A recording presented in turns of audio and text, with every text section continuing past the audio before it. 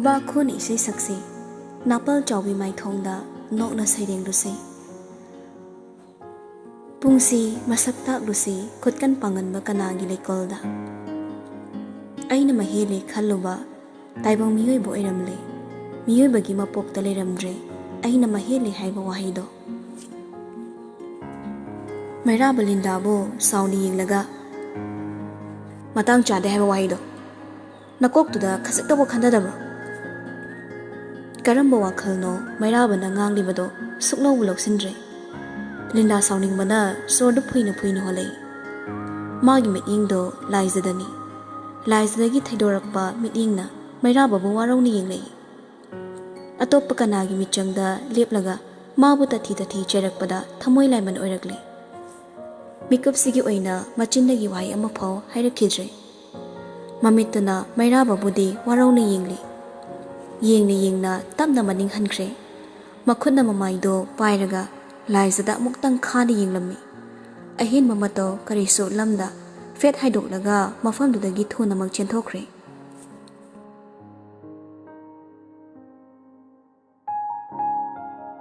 nasaidagi oiriba matoksida sor thingatuna lairubani laiza thoktre simbaldagi wahi amatta hainingdre kariso awabatana masaruk oirabi mafamda saruk yaningaktre taibongi kumai Maira babu hanna yenglamda hospital gi manungda khonglei thuna changsinkhre maike ani gi landa Maira ba matha sari Linda gi maike di yenglei khoisong na bana pik thalei Laiza gi maike di yenglei mitfam honingde ningol ma gi maike da tanaduna chen khraba thamoibo phajin basunga mauda upai leita leptana yenghori emergency room gi ward to da Laiza ta phing changlei bed mathak aduda mama na ningai dan hiplibado ubada pukning wakhaldo pungson heson thakre milu pirang ihona mama bu yinglaga tapli changsilei phamung duda tapna famtharaga mama gi khutsado tapna nali ima aina thabak chalamdaida adu harhauna lehoraga karigino sida tumaga leramisibho aila ima mit pango nang wangango ima ai pakhale kayino tumilarisbo tumilegano ima natana ai kana sulaite khangna tumilarise kayino ima ai kedo haibano ima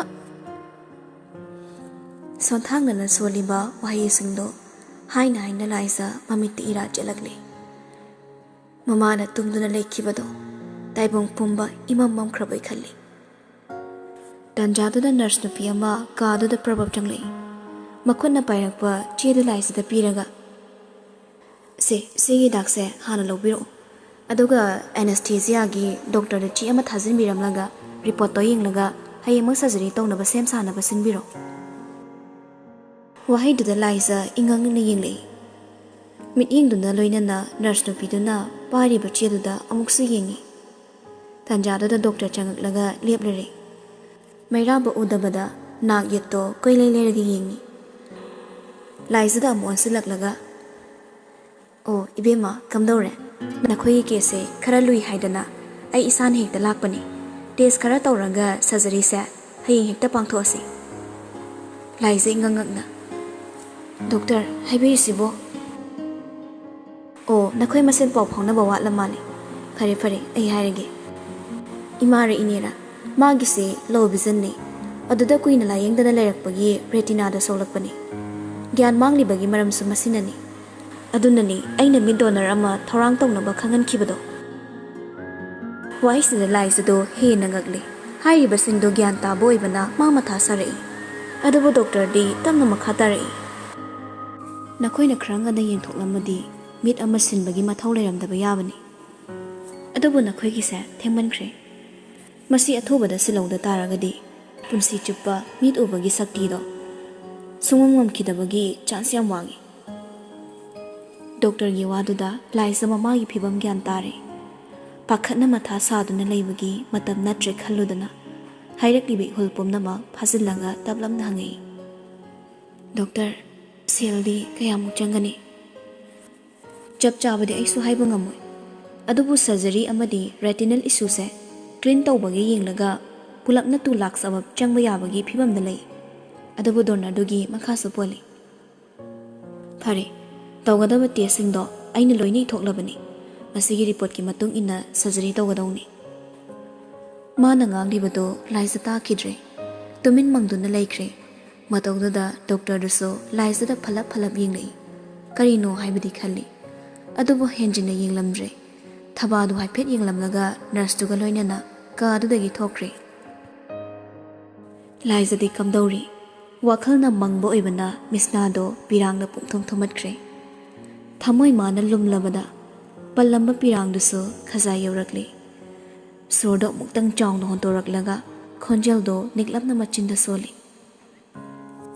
ꯑꯩ ꯀꯩꯗꯧꯒꯅꯤ ꯑꯩꯕꯨ ꯀꯅꯥꯗꯒꯤ ꯂꯥꯛ 2 ꯂꯧꯔꯨꯗꯣꯏꯅꯣ ꯁꯦꯜꯗꯨ ꯂꯩꯇ꯭ꯔꯒꯅ ꯏꯃꯥꯅ ꯀꯝꯗꯧꯒꯅꯤ ꯑꯩ ꯀꯅꯥꯗ ꯍꯥꯏꯒꯅꯤ ꯉꯥꯡꯅ ꯂꯥꯏꯖ ꯈꯣꯟꯖꯦꯜꯗꯣ ꯈꯖꯤꯛ ꯊꯣꯛꯅ ꯀꯞꯂꯛꯂꯤ ꯑꯁꯨꯝꯅ ꯇꯧꯐꯝ ꯈꯪꯗꯕ ꯃꯤꯀꯨꯞ ꯑꯃ ꯂꯥꯛꯀꯅꯤ ꯍꯥꯏꯕꯗꯤ ꯃꯥ ꯈꯜꯂꯨꯗꯦ ꯎꯄꯥꯏ ꯂꯩꯇ꯭ꯔꯕꯤ ꯃꯥꯒꯤ ꯃꯐꯝꯗ ꯏꯁꯣꯔ ꯃꯥꯅ ꯁꯥꯟꯅꯔꯤꯕ ꯀꯨꯝꯍꯩꯁꯤ ꯀꯔꯤꯅꯣ ꯈꯜꯂꯨꯕꯗ ꯈꯥꯡꯕ ꯉꯝꯗ ꯍꯤꯛ ꯆꯤꯡꯗꯨꯅ ꯄꯦꯟꯅ ꯀꯞꯊꯣꯔꯛꯂꯤ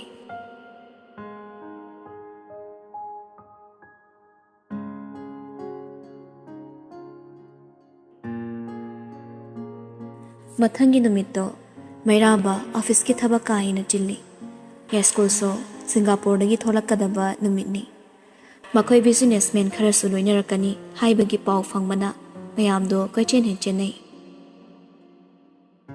ꯃꯌꯥꯝꯅ ꯀꯣꯏꯆꯦꯟ ꯆꯦꯟꯅꯗꯨꯅ ꯆꯤꯟꯕꯅꯤ ꯃꯩꯔꯥꯕꯅ ꯑꯣꯐꯤꯁꯇ ꯐꯝꯂꯒ ꯈꯟꯅꯒꯗꯧꯔꯤꯕ ꯇꯣꯄꯤꯛꯇꯨꯒꯤ ꯐꯥꯏꯜꯁꯤꯡꯗꯨ ꯆꯦꯛ ꯇꯧꯔꯤꯕꯅꯤ ꯐꯥꯏꯜ ꯌꯦꯡꯂꯤꯕꯗꯣ ꯈꯣꯏꯖꯪꯗꯦ ꯐꯥꯏꯜꯗꯨꯗ ꯌꯦꯡꯅ ꯁꯤꯔꯤꯕ ꯈꯨꯗꯥꯡ ꯒꯥꯔꯤꯗꯨꯗ ꯇꯣꯏꯅꯁꯨ ꯌꯦꯡꯉꯤ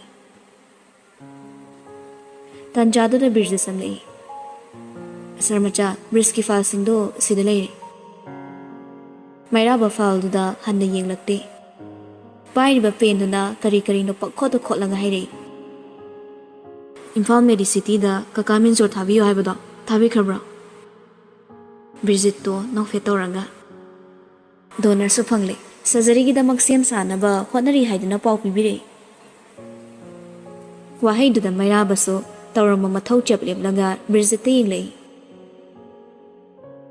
ꯕ꯭ꯔꯤꯖꯤꯠꯁꯨ ꯅꯣꯛꯂꯒ ꯃꯈꯥ ꯇꯥꯔꯛꯏ ꯁꯔ ꯃꯆꯥꯒꯤ ꯃꯔꯨꯞ ꯂꯤꯌꯣꯗꯨꯁꯨ ꯃꯐꯝꯗꯨꯗ ꯂꯩꯔꯦ ꯍꯥꯏꯅ ꯄꯥꯎ ꯄꯤꯕꯤꯔꯛꯏ ꯏꯕꯦꯝ ꯑꯗꯨꯒꯤ ꯃꯔꯨꯞꯇꯨꯁꯨ ꯄꯥꯎ ꯐꯪꯂꯒ ꯂꯩꯔ ꯃꯥꯜꯂꯦ ꯑꯗꯨꯗ ꯁꯔ ꯆꯤꯡꯂꯞ ꯇꯧꯅ ꯋꯥ ꯍꯥꯏꯕ ꯂꯣꯏꯗꯕ ꯃꯥꯟꯕ ꯕ꯭ꯔꯤꯖꯤꯠꯀꯤ ꯋꯥꯍꯩꯗꯨꯗ ꯃꯩꯔꯥꯕ ꯃꯁꯥꯗꯣ ꯄꯨꯔꯥ ꯑꯣꯏꯅ ꯂꯩꯁꯤꯜꯂꯛꯂꯒ ꯕ꯭ꯔꯤꯖꯤꯠꯇ ꯌꯦꯡꯂꯛꯏ ꯀꯔꯤꯅꯣ ꯍꯥꯏꯕꯒꯤ ꯃꯇꯥꯒꯨꯝ ꯕ꯭ꯔꯤꯖꯤꯠꯅ ꯃꯩꯔꯥꯕꯗ ꯃꯨꯟꯅ ꯌꯦꯡꯂꯒ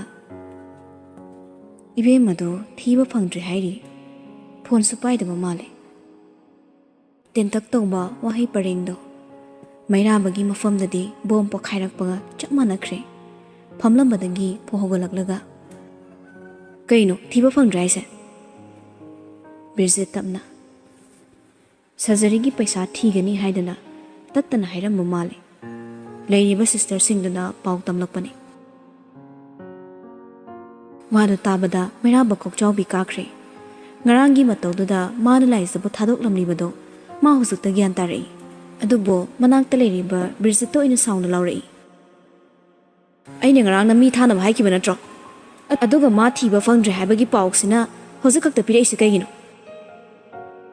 ꯕ꯭ꯔꯤꯖꯤꯠꯇꯣ ꯅꯣꯛꯂꯗꯨꯅ ꯈꯨꯝꯃꯤ ꯁꯔꯅ ꯊꯕꯛ ꯆꯤꯟꯕꯗꯨꯗ ꯋꯥꯍꯩꯗꯨꯗ ꯃꯩꯔꯥꯕꯗꯣ ꯍꯦꯟꯅ ꯁꯥꯎꯅꯤꯡꯂꯛꯏ ꯑꯗꯨꯕꯨ ꯃꯥ ꯋꯥꯗꯣ ꯃꯈꯥ ꯇꯥꯔꯝꯗ꯭ꯔꯦ ꯅꯍꯥꯟꯈꯩ ꯑꯣꯏꯔꯕꯗꯤ ꯃꯄꯥꯒꯤ ꯑꯆꯥꯟꯕ ꯃꯅꯥꯏ ꯑꯣꯏꯔꯁꯨ ꯇꯊꯤ ꯉꯥꯡꯂꯨꯒꯅꯤ ꯑꯗꯨꯕꯨ ꯉꯁꯤꯗꯤ ꯃꯩꯔꯥꯕ ꯕ꯭ꯔꯤꯖꯤꯠꯄꯨ ꯇꯊꯤ ꯆꯩꯔꯝꯗ꯭ꯔꯦ ꯃꯃꯤꯠꯇꯃꯛ ꯌꯦꯡꯂꯝꯃꯤ ꯂꯩꯔꯤꯕ ꯀꯔꯤꯁꯨ ꯍꯟꯅ ꯌꯦꯡꯂꯝꯗ ꯇꯦꯕꯜꯗ ꯂꯩꯔꯤꯕ ꯐꯣꯟꯗꯣ ꯇꯥꯞ ꯄꯥꯏꯈꯠꯂꯒ ꯃꯅꯥꯀꯣꯡꯗ ꯅꯞꯂꯒ ꯄ꯭ꯔꯞ ꯊꯣꯛꯈ꯭ꯔꯦ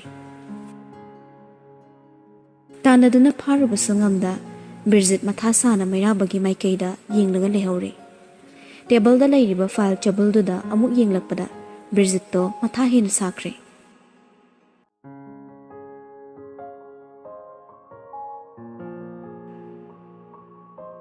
ꯑꯌꯨꯛ ꯌꯦꯟꯗꯥ ꯑꯉꯟꯕꯗꯒꯤ ꯍꯣꯁꯄꯤꯇꯥꯜꯗꯒꯤ ꯊꯣꯔꯛꯂꯒ ꯂꯥꯏꯖ ꯄꯩꯁꯥ ꯊꯤꯕ ꯀꯣꯏꯆꯦꯟ ꯆꯦꯜꯂꯤ ꯑꯁꯨꯛ ꯆꯤꯔꯕ ꯇꯥꯟꯖꯥꯁꯤ ꯌꯧꯔꯛꯂꯐꯥꯎꯗ ꯑꯔꯦꯝꯕ ꯄꯥꯝꯗꯕꯒꯤ ꯍꯩꯅꯕꯤꯗꯨꯗꯤ ꯊꯥꯗꯣꯛꯂꯝꯗꯦ Hingol patadu pairaga yum khuding changduna amadi mari leinabasing ado chattuna hangli. Surgery pung amadi haikibani adubu pung baro makha henjilakle. Paisa leiragadi mid donor su leiri haiba wa ama palhaubaduna laiza donor gidi khaludre man hauze khalibasi paisa gini. Yum khuding changlaga hangli adubu pami kau bairakte. Documents una ulafaw mabu thazabidabaso kayani angawbi ole nupisi mamagi punsi kannaba khawang khangdana koi chencheli. Upai leiraktrabada changroi khanna yektuna thamkraba aroiba sor holoso khong thangsina roi khankraba mafamda leplari. Makhutta pairiba chesing ado munna yengi madudagi thaidorakpa mityengna mangda leiriba building da yengi. Mabu khongya phung khalabaso mamagi punsigidama mak mafamsida khong thangzinba tari. Asum nang hyak leptana leiramlaga laizado sortamna ontharaga manungda tapli changai. Leiriba mayamdaso laiza ubada tingak yenglei.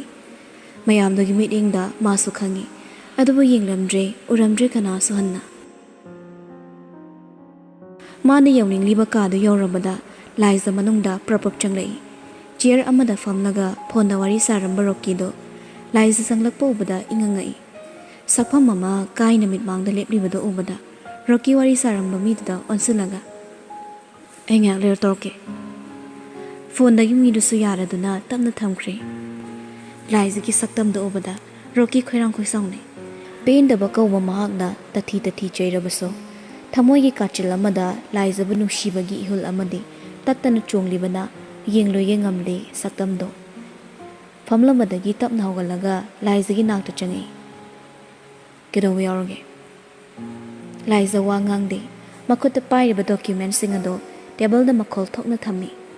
Mai thongdudi ingangangle kapningba khangbagi maongda mamituna document singado da yenglaga khonjel nik naire. Ima surgery tawdore. Hingol patane lak manga piyo.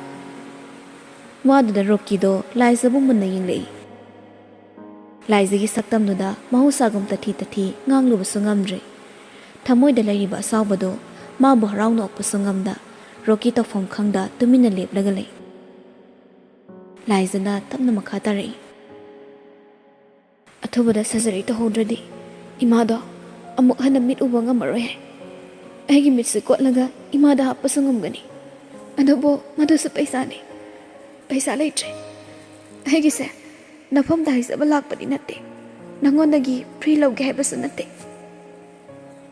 Wadu taraga rokido tokningdana noi. Ngasisu honglamdri magi anam kanba mataw.